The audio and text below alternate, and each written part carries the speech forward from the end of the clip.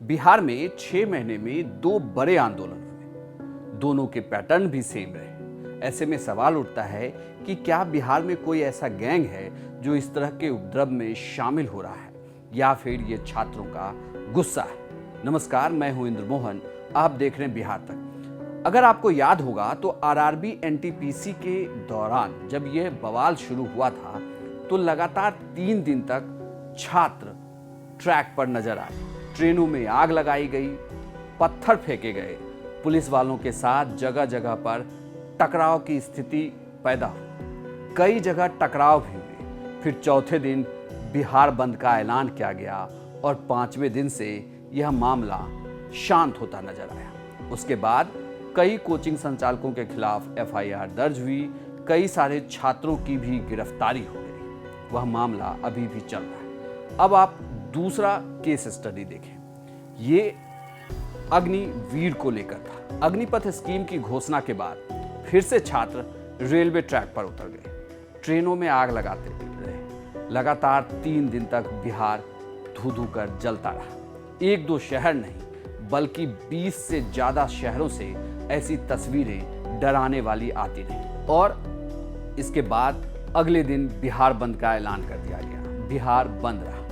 कुछ पार्टियां सड़कों पर उतरी तो कुछ पार्टियों ने सांकेतिक समर्थन दिया। 5वें दिन से पुलिस ने कार्रवाई शुरू की। कई जगहों पर गिरफ्तारी हुई।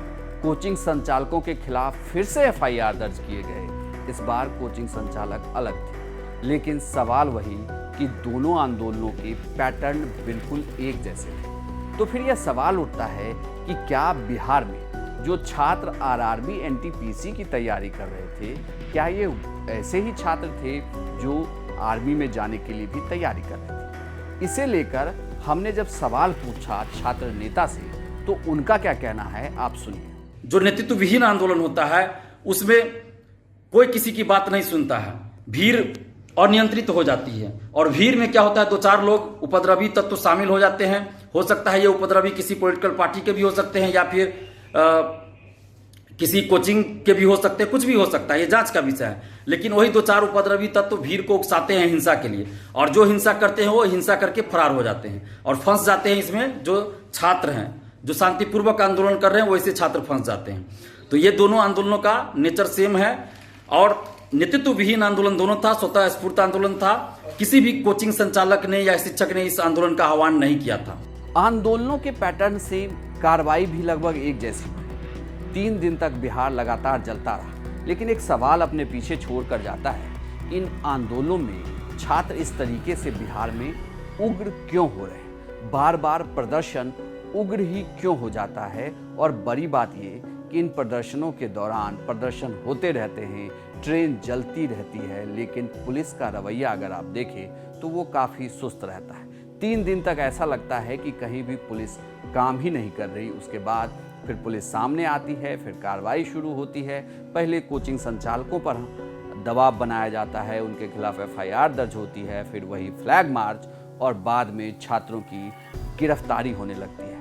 लेकिन बड़ा सवाल यही है कि अगर इन दोनों के पैटर्न सेम हैं और इनमें छात्रों से ज़्यादा अगर अराजक तत्व इनके साथ घुस गए हैं तो फिर उनकी गिरफ्तारी कब होगी? और क्या बिहार में अगर ऐसा फिर से कोई आंदोलन हुआ तो क्या पुलिस प्रशासन इसके लिए तैयार है या नहीं? आपको यह पूरी जानकारी कैसी लगी हमें कमेंट बॉक्स में लिखकर जरूर बताइएगा और बिहार की तमाम खबरों के लिए आप देखते रहिए बिहार तक।